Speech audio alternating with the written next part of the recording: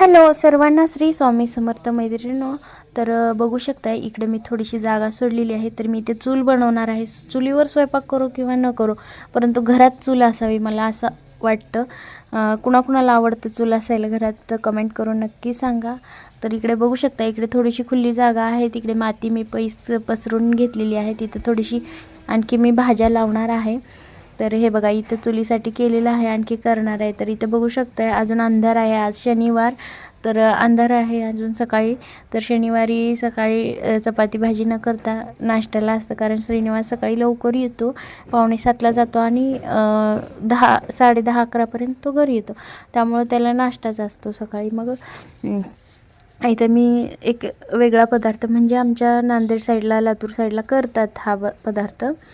तर चिरमुरे घेतलेले आहेत, छान असे मी पाटीत घेऊन भिजवलेले आहेत आणि भिजवून मस्त असे पिळून बाहेर काढलेले आहेत, बघू शकताय तुम्ही.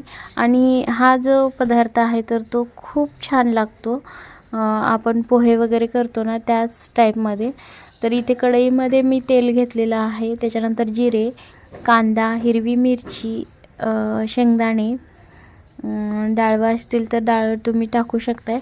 त्याच्यानंतर छान असं कांदा, हिरवी मिरची, शेंगदाणे परतून घेतले. त्याच्यानंतर हळद टाकली, मीठ टाकलेलं आहे मी, आणि छान परतून घेऊन असं कांदा छान भाजेपर्यंत भाजून त्याच्यानंतर ही चिरमुरे जे आहेत तर ते मी टाकून घेतलेले आहेत.